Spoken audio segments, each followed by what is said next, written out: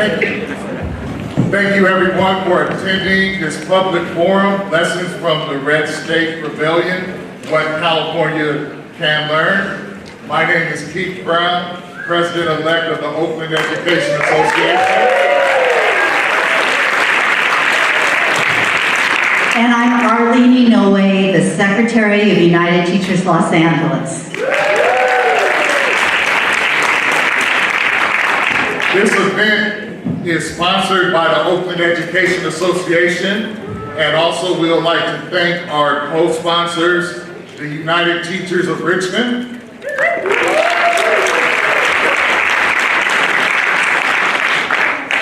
the Berkeley Federation of Teachers, the United Educators of San Francisco, the Peralta Federation of Teachers, and the United Teachers of Los Angeles. And also I'd like to acknowledge we have Walmart workers here organizing, that's also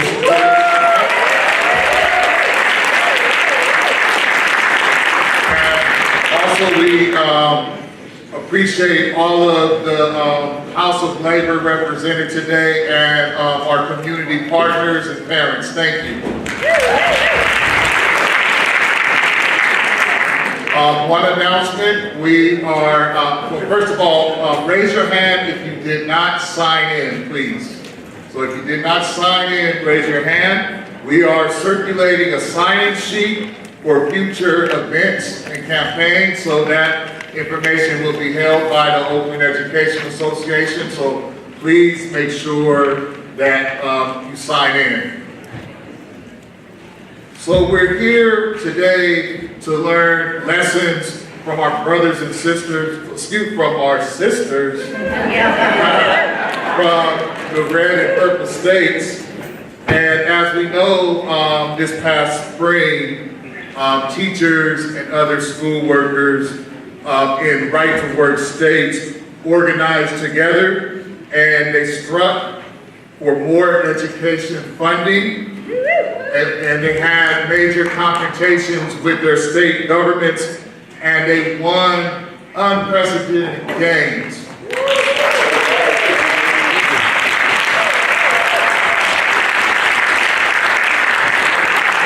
And we're here as representatives of California, so-called blue state with collective bargaining rights. We're here to learn lessons so that we can unite with our community, stand together, and take more collective direct action to be able to fully fund and have the schools that our students deserve.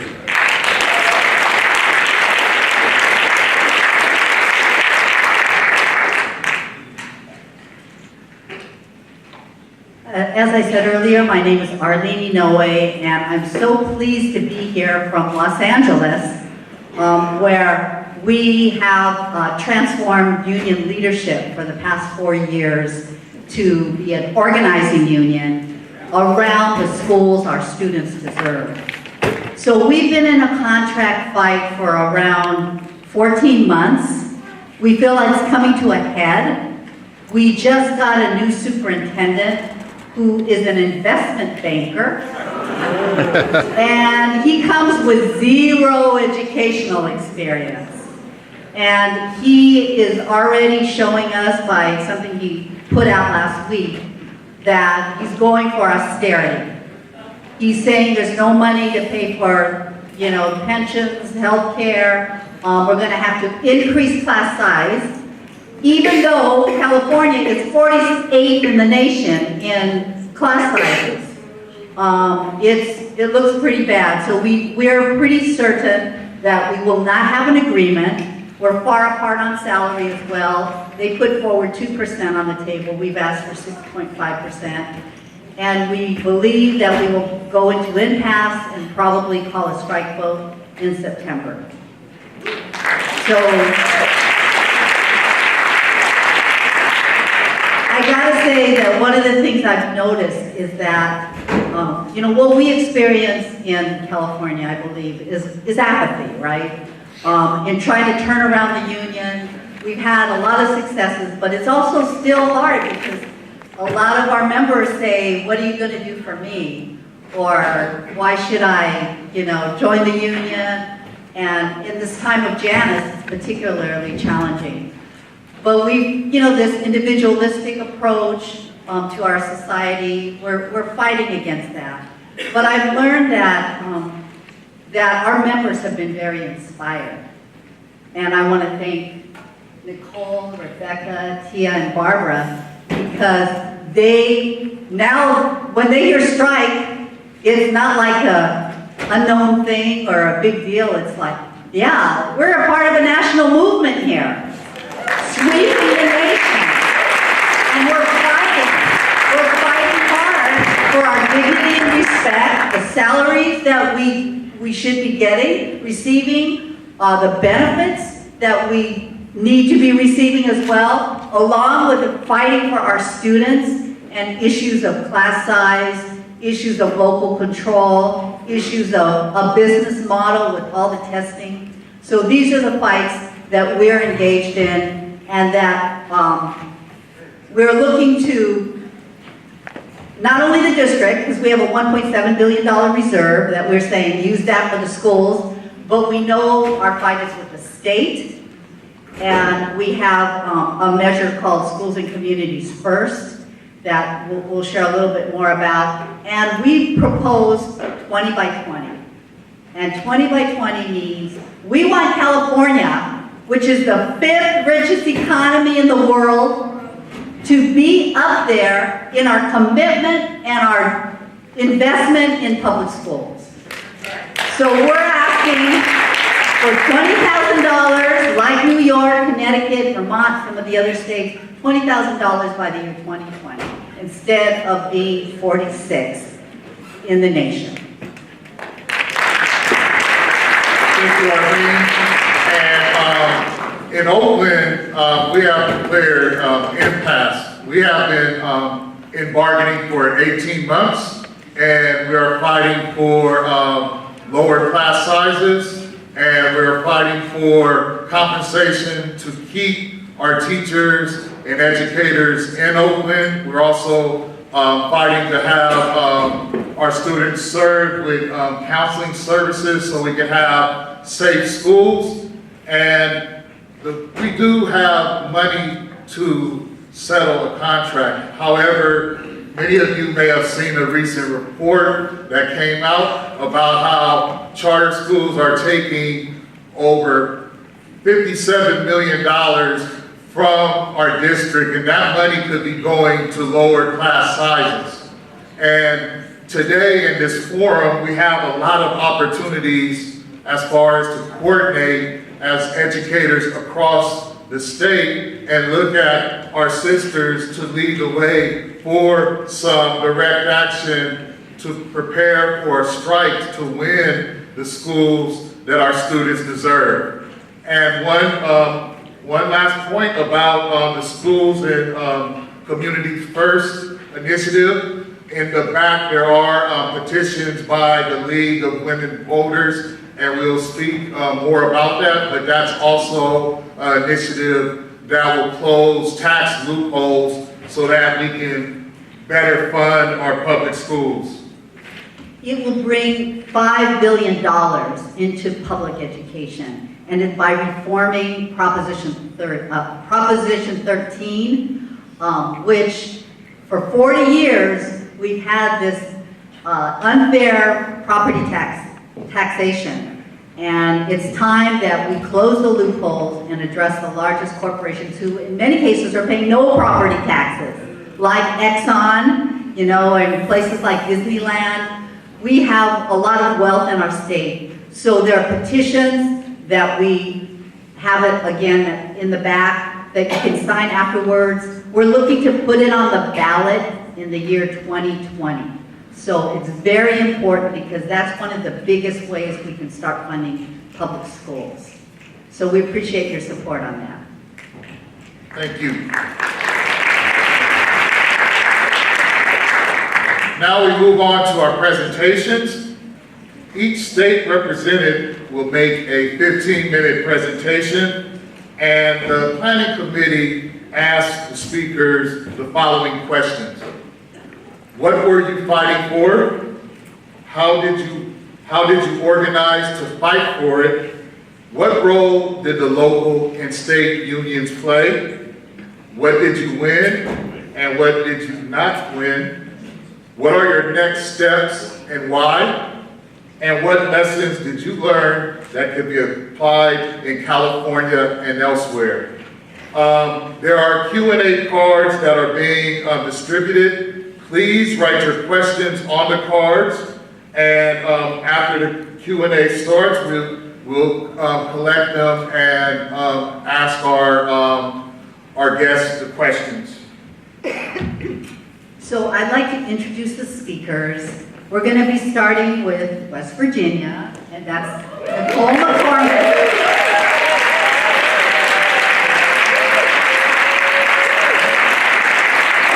She's a K-5 music teacher and a mother of 4, all under the age of 8. To me, that's amazing. And she's president-elect of the Mercer County Education Association in West Virginia. And then also to my left is Rebecca Gorelli. She's a middle school math and science educator and lead organizer for Educators United, the rank and file network that led the recent Arizona teacher strike.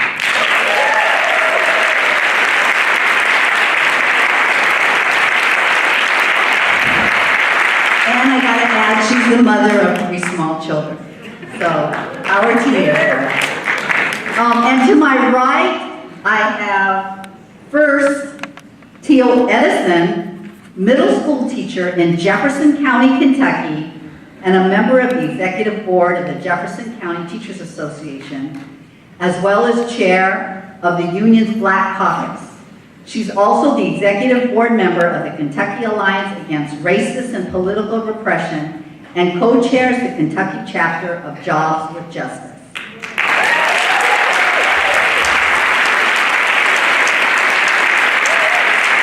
And also Barbara Boyd, also from Kentucky, is a recently retired elementary teacher from the Jefferson County, Kentucky.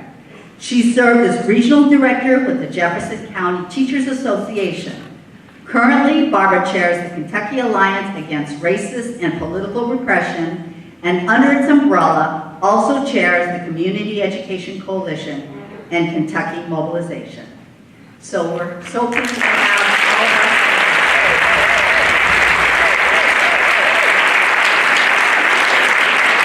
So what we're going to do is now start with West Virginia. We're going to give them 15 minutes. Each of them have a portion of time, and then we'll take the questions and answers afterwards. So we'll start with you, Nicole.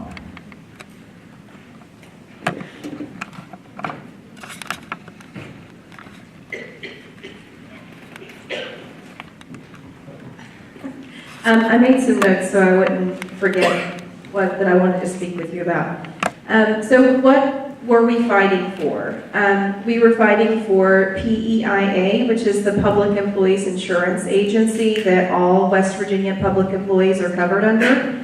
There is no other option unless your spouse has an opportunity to take on something else. They don't work for the state of West Virginia. And we were also fighting for a salary increase for all public employees. And that would be, you know, our cooks, our bus drivers, our state road workers, our DHHR workers, everyone. And the reason that it became so dire that we fought for this was because that over the past several years, our healthcare costs have ballooned. And our pay, we get yearly salary increases, but they've been so minimal that they haven't even kept up with inflation, let alone the rising healthcare costs. So we really have taken a pay cut for the last 3 years. So PEIA has a board that is, the governor says who's on it. And the main guy, his name is Ted Cheatham, and he makes like $144,000 a year. And so every year, PEIA in like October rolls out how that they're going to get their money for the next year, how they're going to meet their budget. Our state legislature, by code, covers 80% of the cost that goes into PEIA upfront, and then the employees are supposed to cover 20%.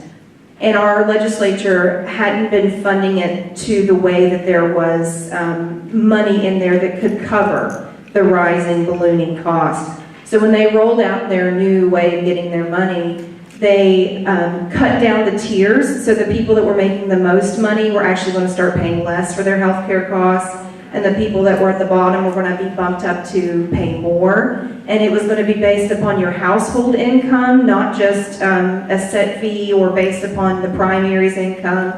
And they would even take into account your children that you had working in the home. So if you had a kid that had a side job at a gas station, they would take that into account as well.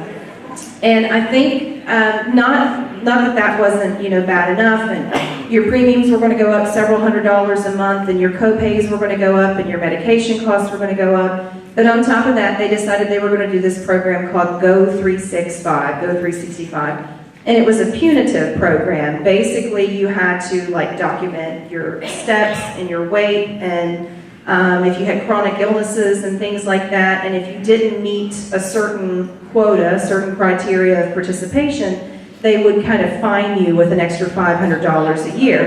But hey, you could get gift cards to Amazon if you worked really hard.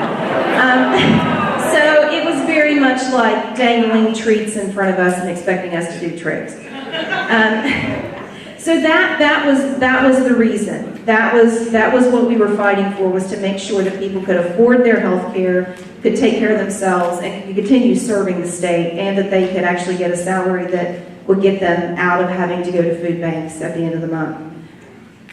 So how did we organize to fight for it? This was completely rank and file, ground up driven. Our unions did not say anything really until that it was late in the game. I did not create the Facebook group, but I am a moderator of it. We have a secret Facebook group called West Virginia Public Employees United. In September of this just past year, there might have been 30 people on it. And then when the word started getting out about PEIA and how bad it was, the numbers just exploded. We have about 20,000 teachers in West Virginia. We have a very small population. There's about 1.8 million in the entire state of West Virginia. And that went from 30 people to 400 to 1,500 to now 24,000. And people use this platform to share not only their anger and frustration, but their action. So if they decided that they were going to ask their members in a school, and non-members as well, and across organizational lines, to wear red on Friday, they would take pictures and post it. And so other people would say, hey, they did it, we can do it. Or they would have informational pickets, or we would have town halls where we would invite our legislators. So this secret Facebook group was the means to share all of this action and to become inspired. And not only to share it there, where that you were only reaching the people within there, but we encourage people, hey, if you like something, take a screenshot of it. Just be thoughtful and take the name off of it if they don't feel comfortable with that, and share it on your own page. Talk about it with your local association. So our organization online translated into working outside, alongside, and inside our associations. And we made sure to reach across, because in West Virginia, we don't have bargaining rights. And it's supposedly illegal to strike. And you can be a member or not, it doesn't matter, of either WVEA, which is under NEA, AFTWV, which is under AFT, or something called the WVSSPA, West Virginia State Service Personnel Association. So we reached out across those lines. Before, they were just competing for membership. And we said, your issues are our issues. How can we work together to make sure that we're heard and not ignored? The next question is, what role did the local and state unions play? At first, not much. we organized on our own, we became mad, and we looked back through the group and we found out that on January the 6th was the first time that somebody mentioned strike publicly. And it was, I can't even remember her name, it was a teacher from somewhere in the state, and she said, I think it's about damn time we strike. And everybody was like, oh yeah, it is.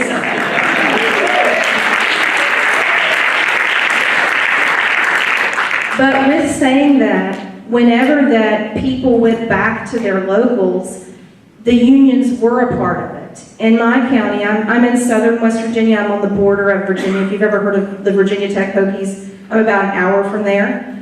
You can drive 5 minutes and be across the Virginia border. But we have a very strong structure in place. We have officers, we have building reps, we have monthly meetings. So we took what we saw online and brought it back to our union and said, we need to be doing this. How are we going to make this happen? And so it was basically just pushing, which is our job, the union in the direction that we want. You know, we are the union. We are the union bosses. It's not up to them to tell us what to do. We tell them what to do. They serve us.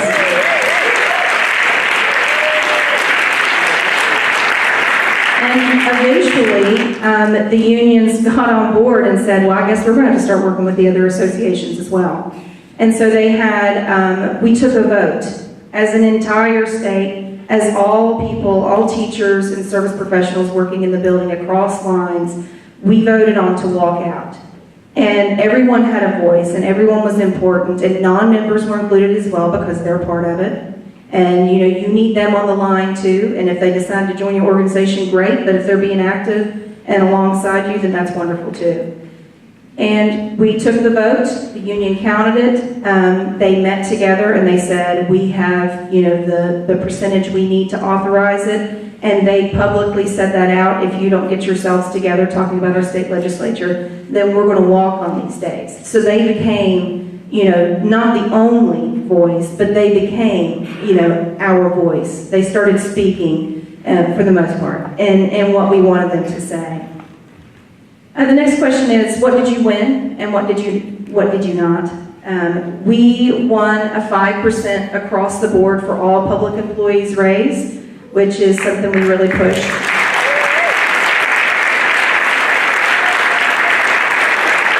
Our Governor Jim Justice, is the wealthiest person in West Virginia. And yeah, that's always how it works. And he, in his State of the State address, he said, I think this year we can give you a 1% raise. And everybody's like, boo, hiss. We're already upset about PEIA. You're just, you know, encouraging us further to be even more ticked off. So, you know, initially they're offering small, which 5% is nothing. When you're making $40,000 a year after you've been working for 10 years, it's nothing. And even more so, and this is just an important note because I think sometimes we forget how important that service personnel are. A starting head cook in a neighboring county, the person that's responsible for feeding our children makes $19,000 a year. That's not okay. And that's not any way to live. I digress. So our union somehow made this deal with that we were going to go back on good faith and we were going to accept a smaller percentage, and that's when that we said absolutely not. And we had that power because not only of the anger but of the communication. You know, we were using every platform possible to say, you know, we are the ones that are making the decisions, and so we didn't go back. And even though something that we didn't get was a permanent, already in the books fix to PEIA, we did get the 5% raise for all public employees, which is incredibly important. If you alienate people, you're alienating your community, and you are not going to be as strong as you are when you work together.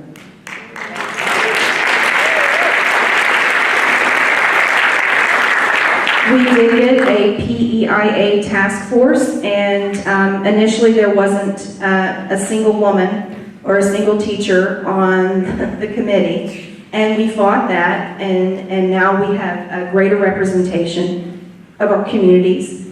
And we went from having just a handful of meetings across the entire state to having ones that every single person could get to within a 45-minute drive. And we pushed those things by saying, this is important. We went back with the pay raise signed in and the understanding that we're going to get our health care fixed for everyone. And so those PEIA hearings are almost complete. They're going to finish up next week. This is, what are your next steps and why, is the next question. We are beginning, you learn by doing. And so the first thing that we did is we made sure that we told people how important it was to show up at those PEIA task force hearings, to live stream them, to ask hard questions about revenue, about how that healthcare decisions were made, if there were HIPAA violations because non-medical staff was making medical decisions. We made sure that we put a document on our Facebook page and said, here are some information, and here's some revenue sources, and here's data. Please use this to support your questions, your concerns. And we also created a petition about increasing the gas severance tax and about taking the corporate business tax to what it was and about how much money that could raise, and use data to support that. So we tried to make sure that there was representation at every single meeting. We've also had our first in-person West Virginia Public Employees meeting. We had that a few weeks ago, and it was quite successful for the first meeting. We had people that were pipe fitters, healthcare workers, friendly legislators, teachers, bus drivers, retired, current, and they were from all over the state, the tippy top to the bottom. And even though that we were a relatively small group, I think we had somewhere around 30 people, that was still 30 voices that were able to communicate in person, and that will hopefully continue the conversation and encourage more people. We made everything very transparent. We let our unions know what we were going to do, that we were not trying to replace them, and they were welcome to come, but they did not have a voice in it. They could speak like everyone else could. They were not in charge because we didn't want to promote one organization over the other. And we have people from multi-organizations and no organization that participate in this. So, we are trying. We are trying to keep up that conversation with everyone that we possibly can. We're trying to keep up the communication, setting goals for action. And we are trying to spread ideas and let people come up with their own ideas and take those back to their communities and work outside, inside, and alongside their organizations. Okay, the last one is what lessons did you learn that could be applied in California and elsewhere?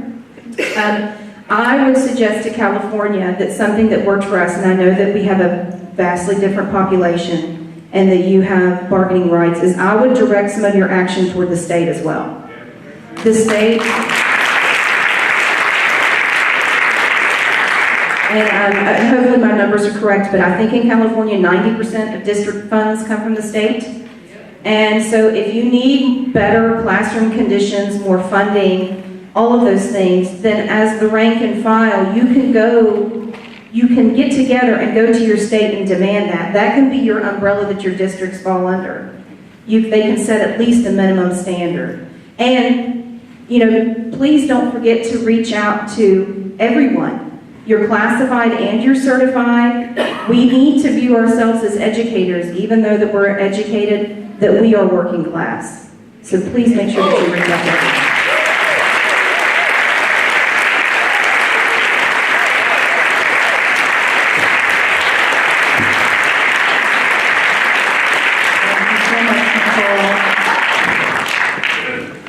Great lesson.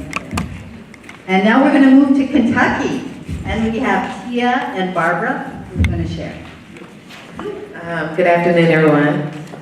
So in Kentucky, we were fighting for our pensions. We were fighting for the governor to pay his part of our pension. We pay our part, the state's supposed to pay their part. So let me tell you how we got into the problem. While we were a blue state, and over 10 years ago, when we had the money held It was in some stocks and some bonds or whatever. And so when the stock market was doing really, really well, that little money in pot was 250%. So we had plenty of money for the pensions. So the governor at the time asked if he could use some of those monies, extra money for different little programs on the backs of we're not going to raise taxes. So our leadership decided that that was a good idea and went on and let them borrow, not just once. I think this happened 2 or 3 or 4 years in a row. So it wasn't bad until the stock market dropped. And then all of the money just got depleted. So we didn't have enough now to fund the retirees and future retirees. So fast forward to, that was when we was at Blue State, we now got a Tea Party governor come in, and he's seen the mess that was created, and he was like, I'm not paying that back. Sorry, but that's not my problem. And so, of course, we were in a panic. What are we gonna do? We don't have enough money. And so not only did he say he's not gonna pay it back, he suggested that everybody as the teachers should go into a 401k. Instead of this defined benefit, you can switch it over to defined contributions. So of course we were upset with that, and we kept on saying a pension is a promise. You know, that was our platform, like you promised us this pension, now you need to fund it. So we were fighting for the pension, we were fighting for the budget and the revenue, because if you can't find the money, then find the money. Like we gave them all kinds of suggestions, gambling, marijuana, whatever. Like we need you to find some funding. So fast forward to March 29th, I believe it was the Thursday before spring break. Most of the state is on the same spring break. Well, they had tried to pass it in the education committee, and we had enough people, we were lobbying enough Republicans and Democrats that they would not let it come out of the committee. So we had won once and twice. So while this was going on, there was a couple of groups forming in social media that were like, this is what they're doing, can you believe that? And so we started to get some more active members, you know, joining these groups. This was not a part of the union. This was its own entity, and it was called Kentucky 120 Strong. So we passed, we successfully didn't get it out of the committee twice. Then they decided at the last hour, almost the last day of the session, to change a sewer bill, take everything out of the sewer bill, add 296 pages of a pension, and it came out of that committee, which was the state and some kind of government committee. Then it went through the House and it went through the Senate and it was passed. So that night, I mean, it was, I wish everybody could have seen it on the news, like the Capitol was just red. And it was teachers screaming on the outside, because we could not believe this was happening on the last hour, almost the last day of legislation, and they were passing it through a sewer bill. I mean, to be so disrespectful at that. So all of that happened, and as this was going on, I mean, by this time we had like 40,000 members in this Facebook group called the Kentucky 120. So at that time, basically, it was a person that wasn't even a teacher. They were support staff in a rural county, and they had been up there lobbying, and they were kind of the face of the group they called the Wildcat. And so that was on a Thursday night. So for like one county went, and then social media was going. So we said, oh my goodness, Lexington just fell. And then they just fell, and they just fell, and we was organizing within ourselves. So that's how that Wildcat happened, through social media. I only got a few more minutes, so I wanna go through some solutions, or what went right, and how California can learn. So one of the lessons, well, our next step was we're going to remember in November. We are going to remember all of the legislators that passed these budget bills, passed the revenue bills, passed the pension bill, was on our side and was not on our side. But I will say, as a union, they were not the ones that called it, because we are in a right-to-work state. And we do not even have collective bargaining agreements. So the union technically could not tell us to go on strike. That was against the law or whatever. So it was the rank and file that made this happen through social media, through organizations of groups. And I know Arizona will tell you they did it too perfectly.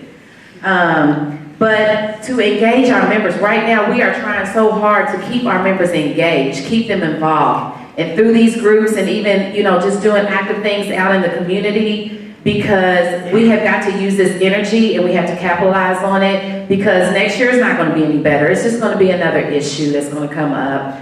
I think that we need to definitely start asking all these legislators, Republican, nonpartisan. It don't matter if they're Republican or Democrat. What are your issues on whatever you're dealing with in your community? We have a lot of gang bills, and it was very divisive, and it didn't work out good. They got it passed because we didn't get members involved and members around it to help us engage our legislators on it. Let's see. I'm trying to get everything together, but I only had a small amount of time. I would say that social media was a great way to assimilate information, to create dialogue amongst our members. We got to keep the members engaged, and as leaders, whoever your union leaders are, they got to understand what the members want. They've got to understand what the community wants. The union leaders need to go have coffee and community conversations with the people in the community. Because if not, this is the intersectionality. We are public servants. We are supposed to be serving the community and the kids. And it's not just about our own personal. What I saw was that teachers are about their own personal economic interest. But when it comes to like a gang bill, something that affects the kids in our community, it's time, they don't like to talk about that. So I think we need to try to really force ourselves to keep it intersectional and make sure that those special interest groups are included. Thank you.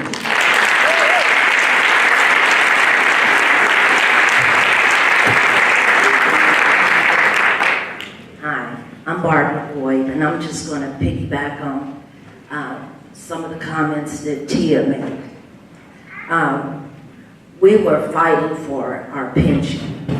A pension is a promise, and the governor wanted to change a promise to a 401k plan. He wanted to do it for all teachers. And the way we organized, we started having rallies. We had our state organization come in from Frankfort, Kentucky. We marched in Central Park. We spoke on platforms. We encouraged parents to come out and speak at the bi-weekly Board of Education. And more people started speaking up. We were fighting for public education in a sense because the governor, who was a Tea Party governor, thought he could just come in and make the decisions without the people. And we went to Frankfurt during the legislative session. He was rude to us. He locked us out. He wouldn't let us come in to any of the committee meetings. We couldn't speak. So teachers started organizing, standing in the hallway of the State House. And when the legislature, when the House and Senate members would go through, there's a little tunnel that goes from the rotunda and the meeting rooms to the Capitol. Teachers started holding up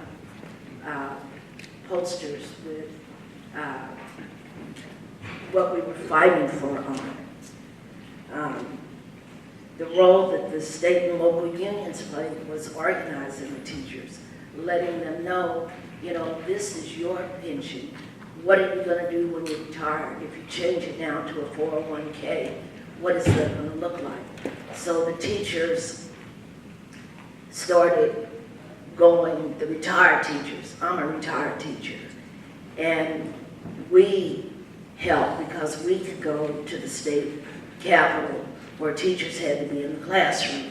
And then the teachers were meeting with various social justice organizations, NAACP, Urban League, the Kentucky Alliance Against Racism and Political Repression, to get the word out that we had them. The Kentucky Alliance has a weekly radio program, and we started bringing the author of A Pension is a Promise and teachers to talk about what was at stake here. And through it all, when you ask what did we win, I believe that the retired teachers had some gains because we didn't lose our pension. However, we did lose a cost of living increase. I think instead of yearly, it's every 2 years or whatever, but we're not through fighting. I do want to say that.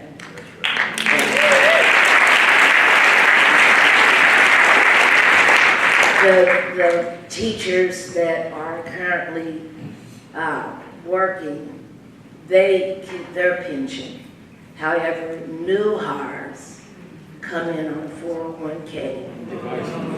And, you know, we've got a hedge fund governor, a hedge fund businessman as a governor. And I know he wants to play with that money. He wants to play with the stocks and all of that.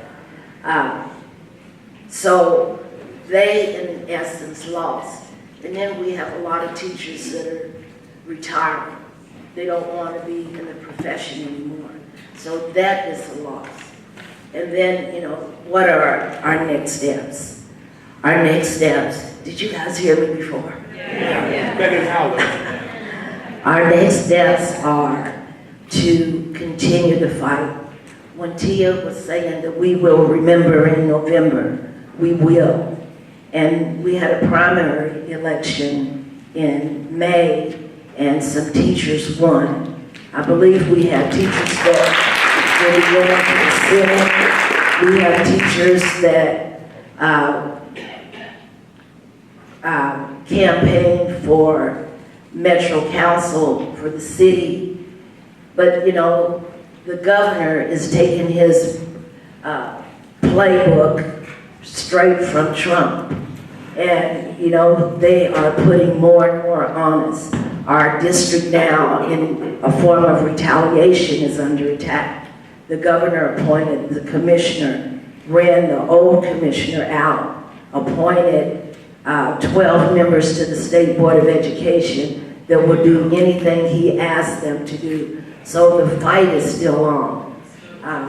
So the lessons that we've learned is that we can't give up. We have to keep fighting the good fight. We have to join forces with organizations like those represented here so that this will be a national movement. And I believe there's strength in numbers, and together we will.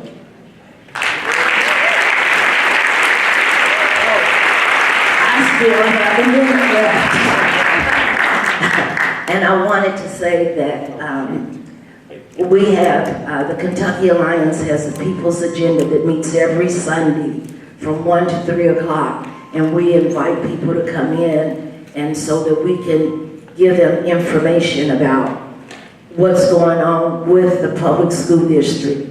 The governor is trying to bring charter schools into our community. We've never had charter schools before. So we are out organizing, going door to door to make people aware of what's at stake. Because if they take the money from the public education system and give it to the charter schools, what's that going to do for our kids?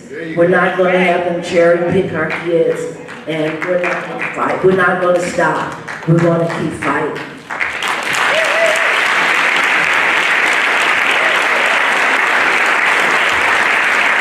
Thank you, Valencia. And now we move to Arizona and have Rebecca speak for us.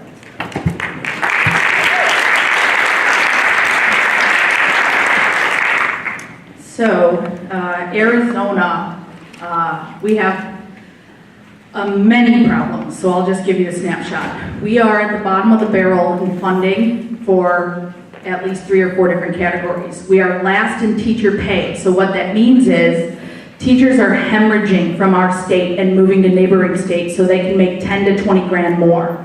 What that trickles down to means there are 2,000 teaching vacancies in our state, which means we can withhold our labor and nobody can do anything about it. So, that was one of our strengths, right? It's a huge problem, but it actually helped us in our movement, right? It was a tactic. So, we are low in pay, and similar to West Virginia, we have had $1.1 billion cut from our K-12 funding pot since 2008 that has not been restored. Even though the economy's recovered, the governor claims our economy's booming, we are missing $1.1 billion. And everybody knows that that also trickles down, and that's resources and counselors and nurses and buses and M&O and everything, right, comes from that bucket of money. So, our class size is also almost last in the nation. I think we're 48th or 49. Our class size is bad. Per pupil funding, we're at the bottom of the barrel in the nation also. And our counselor to student ratio is about 900 to 1. Yes. So Arizona has a lot to fight for. So we actually had 5 demands. We demanded a 20% teacher increase. We also demanded competitive wages for all workers, just like our West Virginia brothers and sisters did. We asked for a moratorium on tax cuts. We said stop or we're walking out. We also asked, basically flat out, for funding levels to be restored to the 2008 levels. Just to 2008. We didn't ask for any more, just put it back. So that's just a little bit of a snapshot. And within those demands, of course, comes class size and counselors. If you can restore funds back to 2008, we could mend some of those holes. So we also are ground zero for Koch brothers money. We are ground zero for charter schools, ground zero for privatization, ground zero for public funding, the defunding of public education. So Arizona is a disaster for education. Teachers there, and I just moved there in July. I'm a former Chicago Teachers Union member and went on strike back in 2012. So I sort of felt a calling to do this. For some reason, I was there at the right time. And I knew what to do. I have gone through it before in Chicago, and Chicago did a wonderful job of an escalation process. And that's what we did in Arizona, is that we created a very highly structured and organized system in 8 weeks. And how we did it, and I'll go on to the next question, is we basically started with a Facebook page, because I was on your page for a while and learned what to do, and I was in Oklahoma's page for a little while, and so I made the Arizona page, and we had a Twitter account also, and so we used both platforms to organize. Within 3-4 days, we had thousands of people. Within 3 weeks, we had 50,000. We're at 55,000 people right now. Yeah. So it took off. People were wanting this to happen. We had learned from our amazing, West Virginians that we could do it in a right-to-work state, and ours is very deep red. And you were the catalyst that started the fire. So thank you.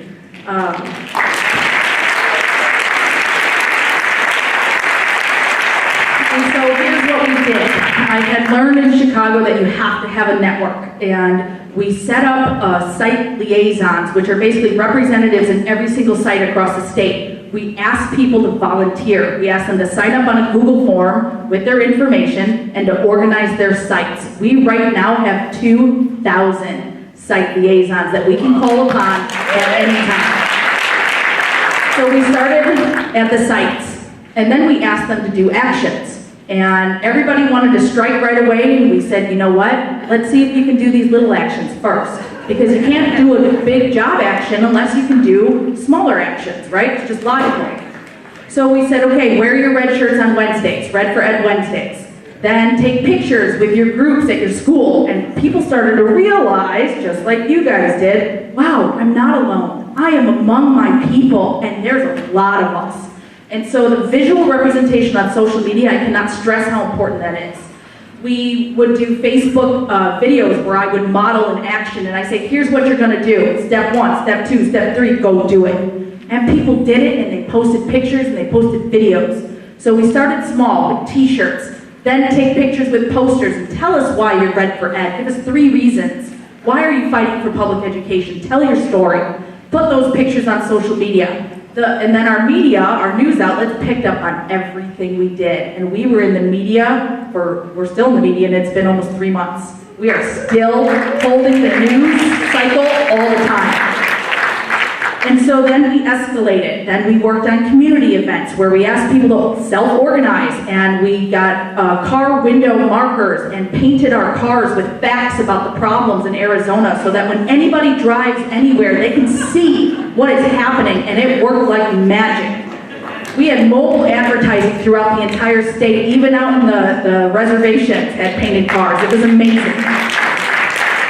And so then we did small actions. We protested when the governor was talking on the radio station. We had hundreds of people down there outside the radio station. Then we did a rally where we told the governor what our demands were in person on the news, right? We had 6,000 people down there. Then we did walk-ins, and we basically set goals and said, okay, you guys all want to strike, you all want to walk out, prove to us that you are ready to do so by clocking attendance at every single walk-in. So we created a link for every single site, and we said once we got 1,000 schools walking in, we can have 1,000 schools walking out. And we had 1,200 some walking in, and we said, okay, we took a strike authorization vote that the union actually helped us with, and I'll get into that a little bit later, but we did a real union vote, and whether you were a member or not, you got to vote.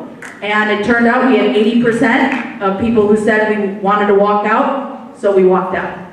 There you go.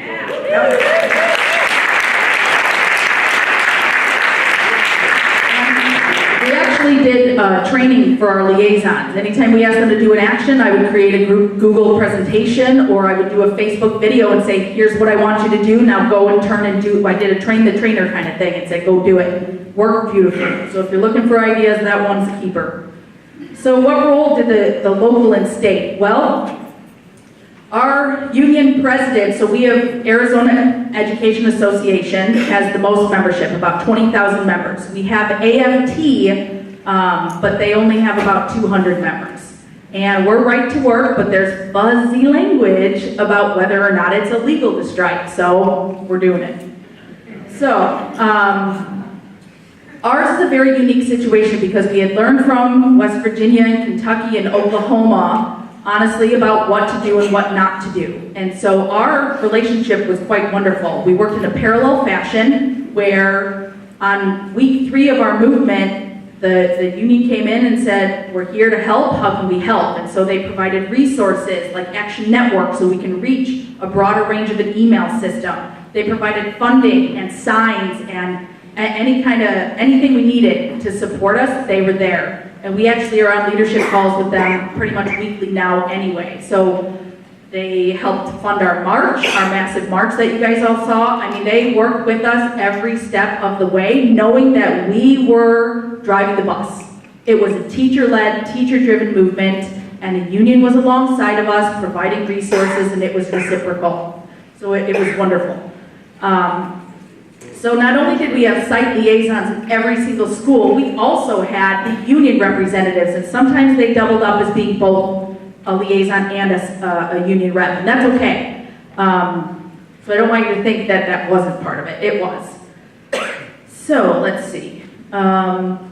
Union presidents, we have locals, so we have many, many, many districts, and every district has their own local, and those presidents actually helped us get those members involved and said, hey, did you hear about this, and help with communication.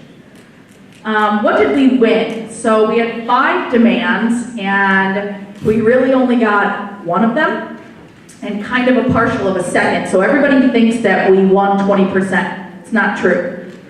After we threatened to walk out, the governor came back and said, oh, okay, I was going to give you a 1% raise, but now I can find additional funds for an extra 9%, and I'll get you to 10% this year. Oh, that's magical. How'd you do that? So, great. So there was no dedicated funding source, right? He was going to have to pull funds from other pots. And so he tried to take some from disabilities and all these other things that we need. And so we said, it's not good enough. We're not taking this, are you kidding me? No. So we said no, and we basically ended up, you know, when all is said and done, the dust settled, we ended up going from $60 million in the K-12 funding pot, and we boosted that to $400 million. That's the farthest any legislation has been pushed for K-12 funding in the history of Arizona. So that's a good thing. And so, what that means is every district would get money for raises, but then the districts would have to decide who gets it. And one of our main talking points is that we are educators. We're not just teachers, we're counselors and nurses and cafeteria workers and classified everybody. So what that did is create, you know, the governor said, I gave you money, talk to the district, it's on the district. So now he's trying to pit us against our districts. Well, all the teachers stepped up and said, well, we're going into our districts, we're negotiating, and people are showing up in droves now, and they are watching their districts, and that's another major win, is teachers who never went to board meetings before are showing up and saying something now, and that is huge. So, I think I have 3 minutes. So, we want some money. Most people are getting about a 10% raise. Different districts, of course, look differently because it went off of an average salary of $48,000. Well, if your district makes less or more, you're not getting adequate funding. So some districts will get more, some will get less. So either way, we're having conversations about raises. That's a win to me. Raises that were bigger than what the governor ever wanted to give us. So that's a win. Another win, our teachers have now become so politicized. They watched firsthand, they witnessed the legislature turn down every single amendment we had to help our kids, and they denied every single one of them. And teachers' jaws hit the floor. I mean, people were just appalled at the way the legislature worked. And now they're awake. We have teachers running. Every single position now is filled with either a teacher running, there's no vacancies, someone is pitted against somebody else now, there's going to be opposition, and we're going to do a primary thing and a Remember in November thing, but primaries are in August for us, so we have tons of teachers going out there, we have tons of teachers on the ballots now, and so for us that's a huge win. We're going to get pro-education people in there, and we're going to work as hard as we can.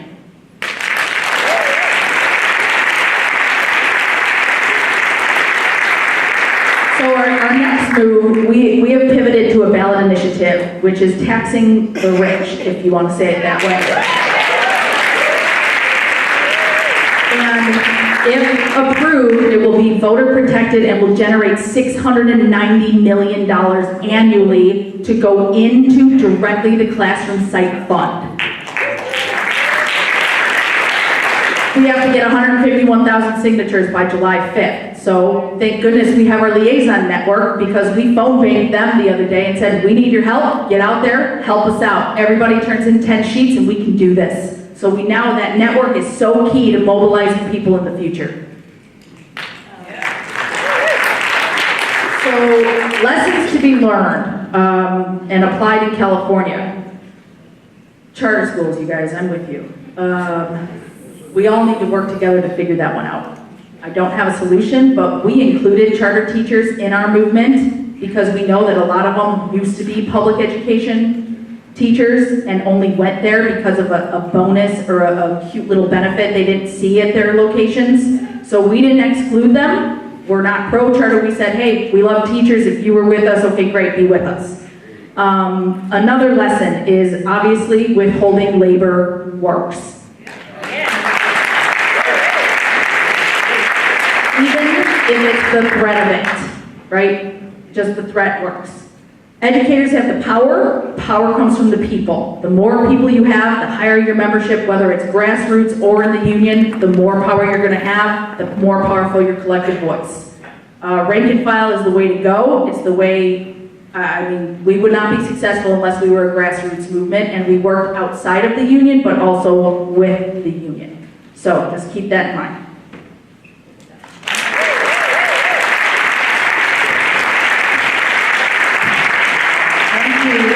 Give them a hand again for all of them.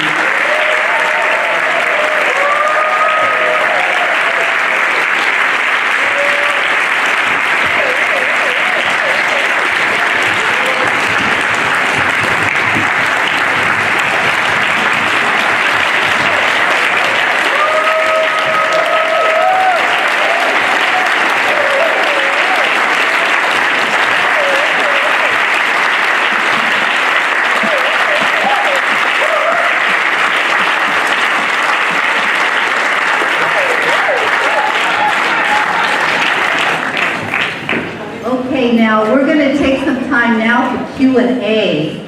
So if you have any questions that you've written on the cards, we want to collect those and start with questions. But I just want to end this portion with bringing up something I heard Nicole say. She shared this with our local UTLA a couple months ago. But she talked about how she said if it's possible in West Virginia, it's possible anywhere. That's right. And I feel like what our sisters have shared with us is, in many ways, what seems to have been the impossible, but they've showed us a pathway for how it works. And I think that's a huge encouragement to those of us in California. There's a lot of lessons that you've shared with us. And, you know, public education, it's so fitting because public education is such a cornerstone of our democracy. Every single child deserves a quality public education. And we know that charter schools have taken public school money and cherry-picked and decided which students they're going to take and not take. We know that's wrong. And so we have been positioned as public educators to be in every single community of this nation and have direct contacts with parents and community members. So it is so right that I think public educators, along with the public sector unions, are really leading this movement in this country. That our labor, we're rejuvenating the labor movement, and it's very exciting. And this is just the beginning. So we thank our sisters for their courage, for their inspiration, and for also just letting us know that we can do it too, because that's where we're going. So we've got some questions now. I've got one to start, and we'll have any of our panelists answer. The first one is, could you describe the relationship between the strike leaders and the official union structures?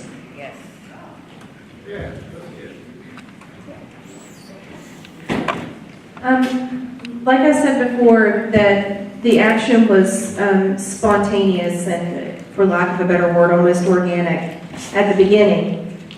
And I actually had our state president call me, and he said, I hear that you're saying the word strike. And I was like, yes, and my husband is too. And he was like, well, I don't know if that's a good idea. And I was like, well, I'm not the only one saying it. And so at first, I think there was this fear from our union leadership that we were either like trying to run them over or take control or trying to do something that was going to fail miserably and that it was going to make them look bad. And then when they saw that people were actually being active, they were actually standing up, they were being strong, they were doing those demonstrations of the red t-shirts for teachers and blue for service personnel and purple for unity on Friday just even those small displays, they saw that thousands of people were being active, then they got on board. And something that was said early in our meeting that is completely true is that, we are the union bosses and we are the union, and it is up to us to push the direction in which our union goes.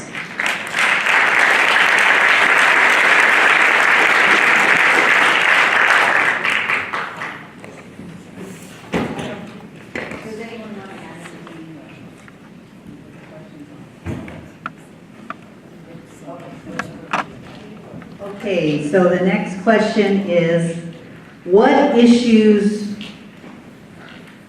I can't read that one. What issues, race? The teacher. What issues faced by PARs classified were highlighted in your contract fight? What role did paras classified play in your struggle? So it's a classified paraprofessional question. I'm sorry.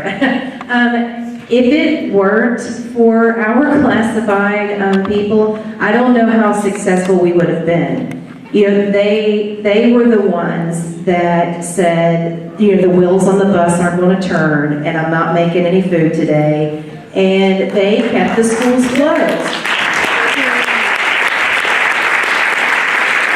And something that one of my secretary friends said to me, and I've mentioned it before, but it's completely true. If the secretary's gone, the whole school goes to hell, and they can't find a sub that can do it anyways.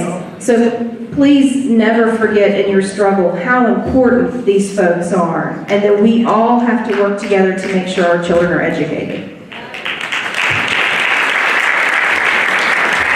In our fight for a pension, it affected everybody. It affected the classroom teachers, the administrators, the cafeteria workers, the bus riders, firefighters, the city and state employees. So we all had something to gain or lose in our level of participation.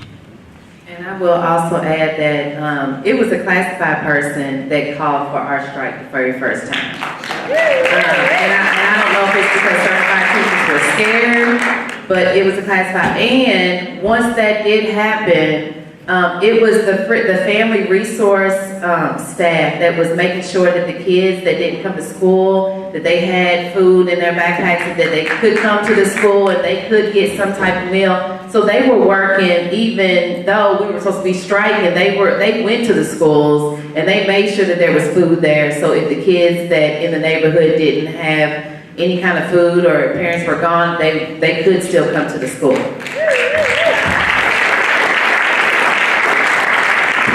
And related to that was, how was community support organized? And how were they organized? And what was the effect of the support or lack of their organization? Community support was done through outreach, through op-ed pieces, through press conferences, through calls of action, any and every means possible. Everybody was talking about it. We talked about it in the mornings on the way to work, and because it was a national movement, and then after we saw what West Virginia did, it was like, that was a real eye-opener. If West Virginia did it, we could do it. And then ours was, like Tia was saying, I think teachers were really reluctant because, if teachers fit a certain mold, you don't, push the envelope, you're always proper, you say the right thing, you don't lose your cool, because kids are watching you and they are learning from you, so you have a certain mold to a certain personification. But But after we saw West Virginia, all bets were off. They got the red shirts, they went to Frankfurt, and they were ready to fight the good fight. And I think that teachers have a different look. Our governor tried to belittle us, because, and I include me, even though I'm retired, by calling us thugs and saying that we didn't care about the kids. And, you know, our governor went to the extent of saying that kids were being molested and doing drugs while we were in Frankfurt at the State House because they should have been in school. But you gotta remember, his kids don't go to public school. And, you know, with all of that being said, I think teachers are wearing a new hat and they will never be as passive as they were before. So that's a win-win for us.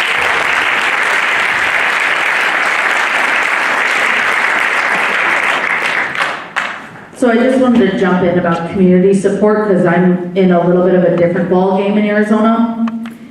We worked very hard to do our walk-ins, and we had a whole month of April as Community Solidarity Month, where we asked people to hold walk-ins every Wednesday. They created leaflets and palm cards, and we gave them all the resources to reach out to their parents and communities and educate the public about what we were fighting for and why. We had asked people to self-organize at their local parks, recreation centers, or even church, if that's where your friends are, to get out and hold an event where you paint your cars together and you talk about the issues and actually have conversations with people. And that's where we really gained a lot of community support.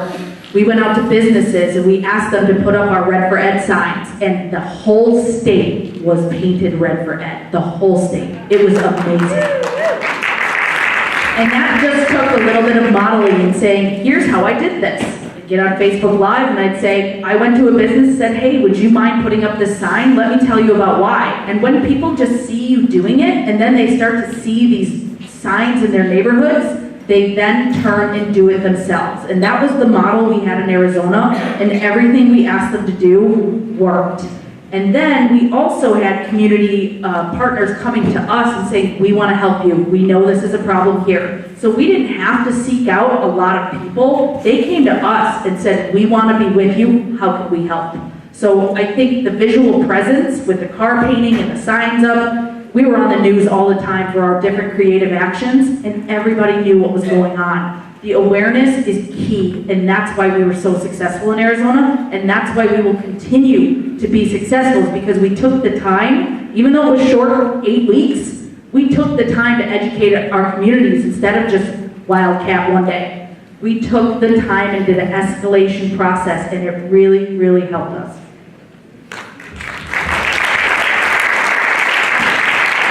Okay, I'm going to combine a couple of questions since we're getting a lot more now.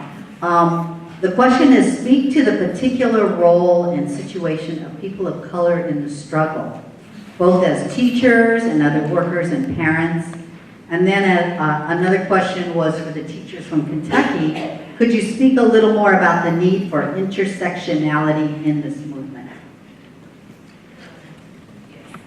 So, as everyone was very upset about the pension and everyone was on social media and we were in our groups and we were talking, there was different groups like Kentucky Alliance and Black Lives Matter, and the gang bill was just getting no attention. And so as soon as we started mentioning, how do teachers feel about, can you say, as long, you're gonna call your legislator, you're gonna tell them, say no to this and no to that and no to this, add the gang bill too. A lot of people got blocked. A lot of people were called divisive. And the relationships haven't mended. And so right now, our district is being taken over, and it could be retaliatory or a state takeover.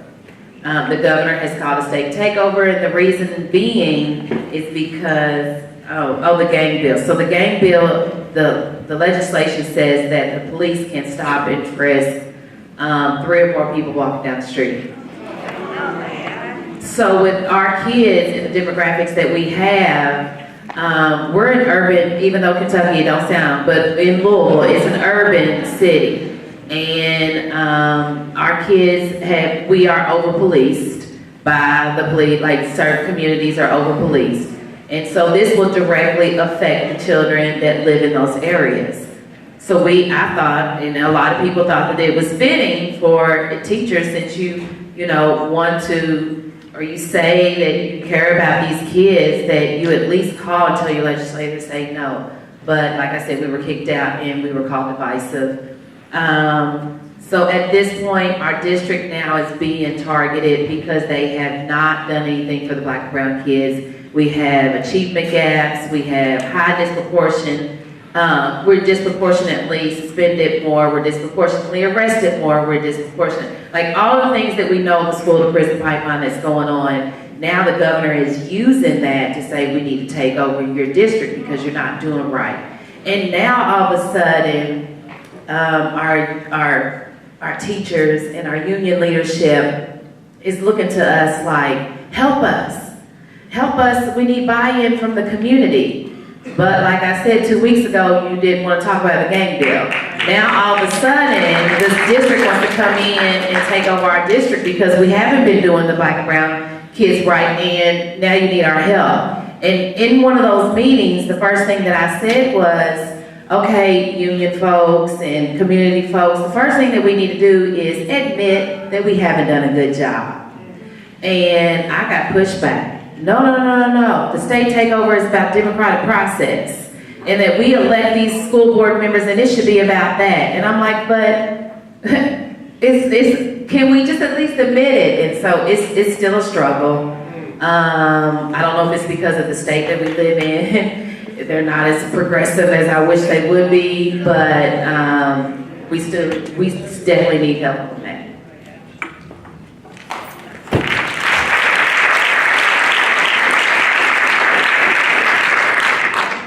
Tia and I live in Louisville, Kentucky, the home of the Kentucky Derby and Muhammad Ali.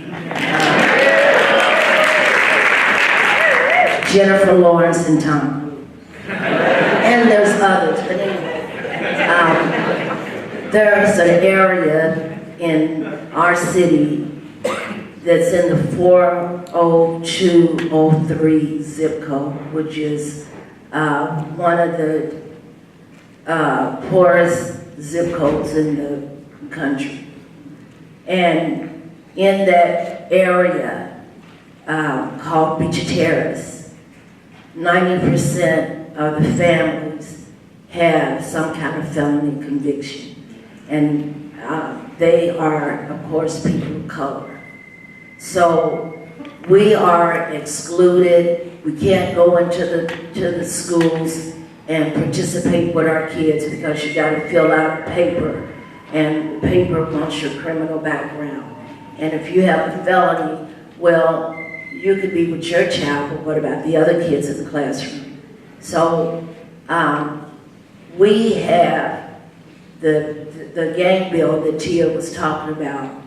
That's to target us, target our kids. We also have SROs, which are school resource officers in the school, and they frisk our kids. Just think about, they abuse our kids. We even had a case where what you see on TV where the police officers are beating black folks, they're doing the same thing to our kids. So we want the school associations, the unions, to do something about that. They don't look at that. Like Tia says, they want our help when they want to keep the state from taking over our school district. But yet still the way they treat our kids. And that's something that we have to work out, and we're working on it. And we are not going to back down about it. But it is really a problem.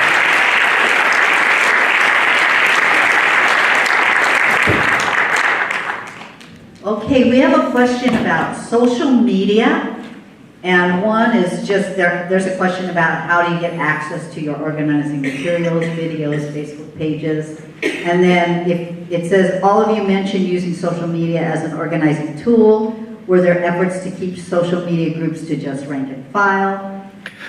It can be a full-time job just to keep up with it. Were there multiple page administrators? Who ran the pages? Just a question about how you ran your social media strategy. With ours, we have a secret group. So in order to be added, you have to be added by a current member. You can't find it just by a search. And it's called the West Virginia Public Employees United. And we have about 24,000 members on it. The page was began by 2 West Virginia teachers, both from different organizations. And I think we currently have about 10 moderators. And what those moderators do is they approve new requests. We look at the page of the person that's been suggested to be a new member. And if we can glean any type of information from them, are they a public employee? Are they friendly to public employees? And it is a big job. And we try not to be too strict with our policing. We want people to have conversations and debates and feel like that is a space where they can share ideas. But we also try to encourage that people, we have a list of rules about, not specifically targeting individuals. You can talk about ideas in that way, but you can't call somebody, a nasty name. And we will message someone if we feel like they're kind of going off the rails and kind of say, hey, this is what we feel like you're doing that's inappropriate. And, and like Tia, unfortunately, she was talking about that she was dismissed from a page by bringing up the gang bill. And that's something that I hope to goodness that I haven't participated in and that our moderators haven't, because we've really tried to be as open and thoughtful as we can. But West Virginia is a red state, and it's very Trump heavy, and so we try to encourage people to stick to the issues, because Democrats and Republicans have both done things wrong, and they typically favor the wealthy over the poor. And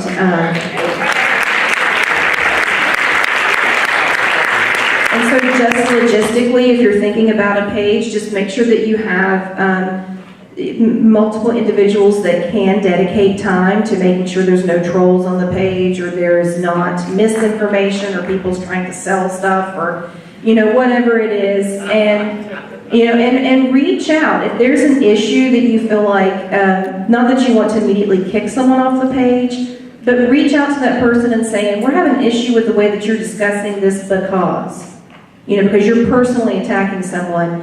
And most of the time you can get feedback and they'll say, you know what, man, I was just angry, and they'll fix it. But sometimes too, you do have to kick people off the page because they're being disrespectful to the other individuals on there.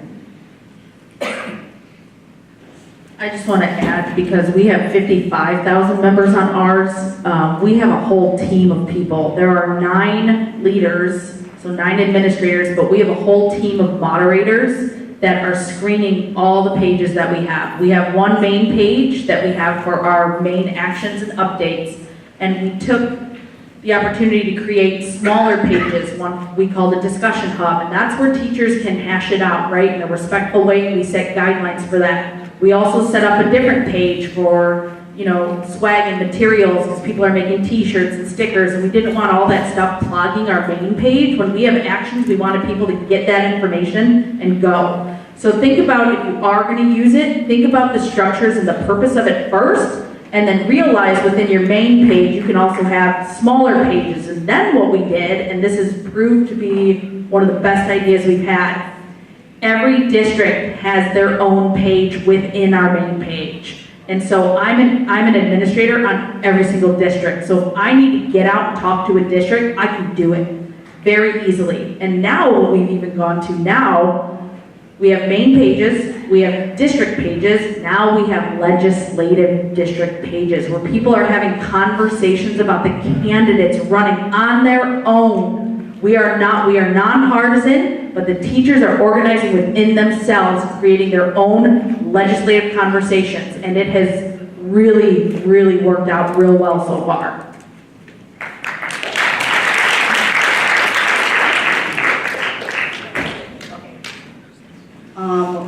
Question here. In addition to teachers running for state legislature, how do you think these strikes can develop into longer-term political movements or action?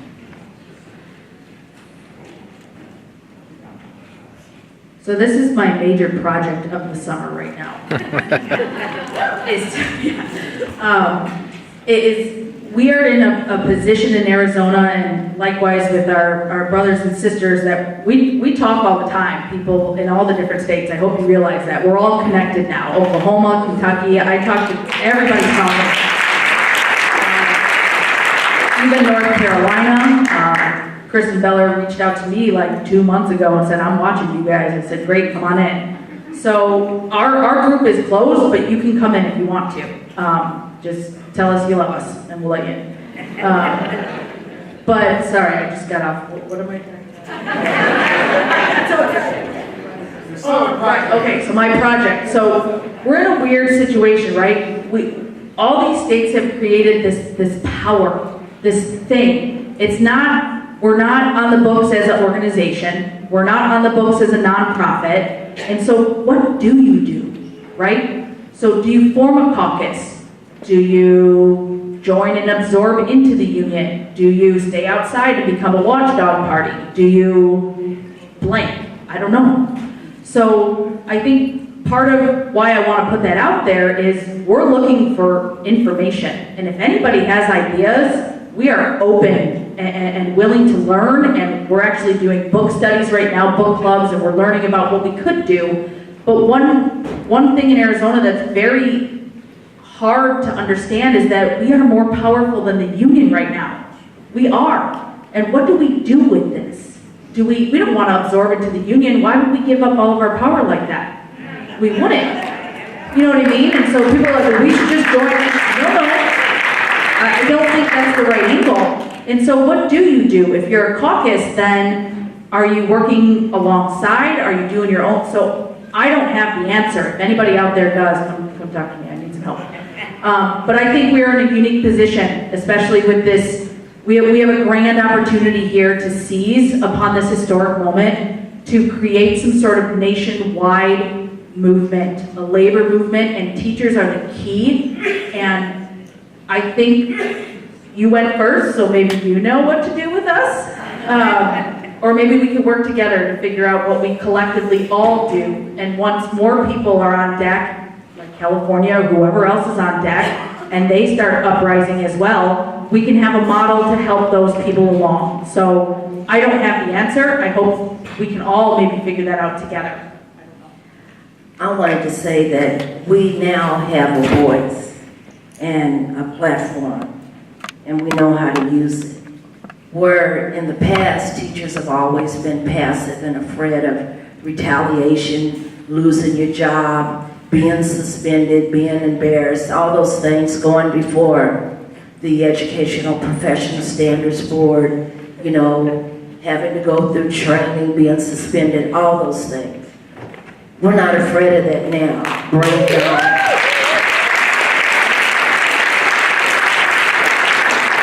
We now consider ourselves to be part of a national movement.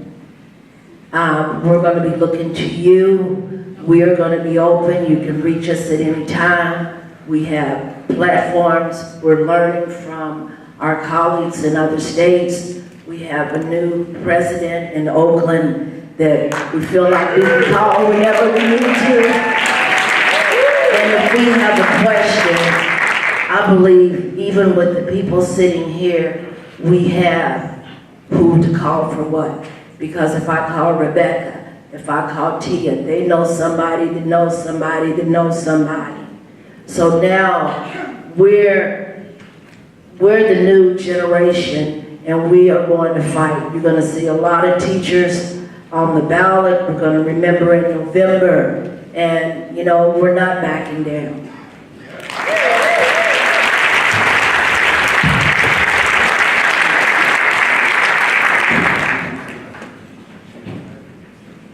Okay, there was a question, and you mentioned retaliation. Just to be clarified, do you anticipate any retaliation, and are individual activists experiencing unsatisfactory evaluations? I'm gonna answer real quick. We do expect retaliation, but we're not afraid of it. Because there are organizations that we can go to say, this is what they're trying to do to us. We're in the fight to fight, and we're not, like I said, backing down. You know, fire me from, well, you can't fire me because I'm retired. Can't take my pension. So the only thing you can do is maybe talk about me, but I can talk back too. Just quickly, I would say know your leverage. So like we had 727 vacancies and we never have enough subs and you know, we're always taking on other teachers' kids in order to make sure that they're covered. And so know that, you know, and recognize that and use that. And, you know, talking about, and that goes into retaliation because, you know, what fear do you have if you're all going out together? They ain't gonna fire you. They can't replace you whenever you take a sick day. I'm gonna echo that real quick because we had 2,000 vacancies in Arizona. So that's fuel for the fire. There's nothing you can do. So we have this right-wing think tank called the Goldwater Institute that's trying to sue people. That never came to fruition. We had some conservative districts threaten to fine us $5,000 for wearing Red for Ed shirts. That never happened. So these scare tactics were just there to scare, and once we called BS on them, nothing happened. And even our superintendent of public instruction got on the news and said teachers should go back to work, or there could be, you can have your certificate revoked. Nothing ever happened. They were all scare tactics, and we weren't afraid, and we called your bluff. So that's it. Okay, and this will be the last two questions, and then we'll continue. And this is the first one is to us in California. Has any thought been given to making union contracts throughout California end on the same day, so we could do a one strike statewide? And another question, there's been a bipartisan attack on education from the federal level on down. Why aren't the unions organizing a national strike against DeVos charter schools vouchers? So let's talk about the statewide and national. I just want to speak for California that we did form this past over a year, California Alliance for Charter Schools, for community schools. I'm so used to saying charter schools, right? California Alliance for Community Schools, and it is comprised of the 8 largest unions in California who have come together because we found out we're bargaining at the same time, basically. So we come with a joint platform that we all reinforce, such as lower class sizes and more funding for public schools and community school model that we're all investing in and pushing. So we had 5 demands. Parent community engagement as another one. And then we also have our individual platforms. So we've been supporting each other in our individual bargaining, coming together on the universal ones that we agree on. But we found that it's very hard to actually coordinate because some locals have already signed contracts, right? Because we do it at different times. The actual result happens at different times. So it's very challenging to try to have one action, one strike, because we found out, again, that we're all in different places when it comes down to it. But we're trying to work together as much as we can. And also, I'd like to address that, listening to Tia and Barbara, I'm learning that the community is an important part in this. So we have a coalition of labor, but that includes community. So we really need to listen to parents, be a part of the community, and also not just support our demands, but our demands are for better schools that will make better communities. So the community demands are our demands, and that's what it takes to win. And also learning from Rebecca and Nicole, just about the importance of of building power, rank and file at the site, escalating actions. That's another lesson to learn as we build this movement.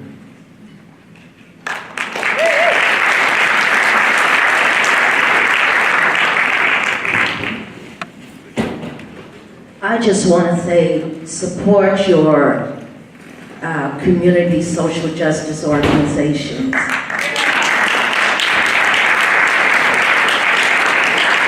They may not be in the classroom, but they have an ear to what's going on. And don't be afraid to go to your community. I think, I don't know if you have Metro Council meetings or aldermen or whatever, but go there and speak up. And speak up for your children. And do not let the government tell you, and when I say government, I think I'm speaking about the governor or whoever it is that has backlash and tries to hold you down, your education associations. Speak up at those meetings. Let your voices be heard. And every time the doors open, show up. Because they have got to listen, and at some point, we're going to get what we want to better educate our children.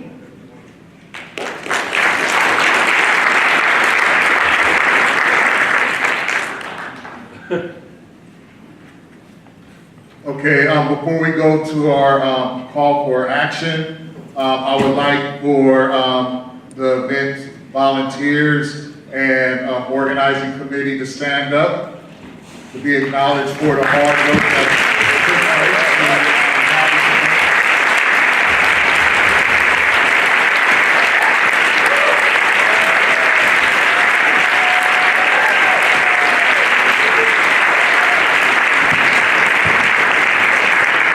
and again, a round of applause for our guests for providing some very important lessons.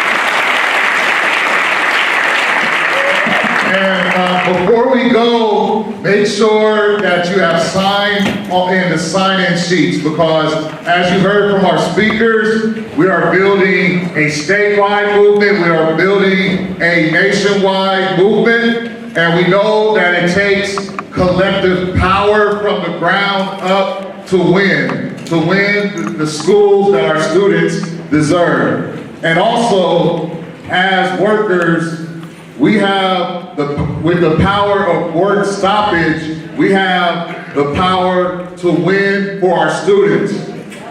So it is very important that we stay connected, that we will be convening in the fall a community town hall. It'll be Oakland and Bay Area educators and a community town hall as we escalate the fight in the fall. And one last reminder to make sure that you sign the petitions for the Schools and Community First Act, because a part of this fight is to get funding. We need full funding for our public schools. So again, I thank you for being here for this event, and thank you to our speakers, and let's end in a unity clap.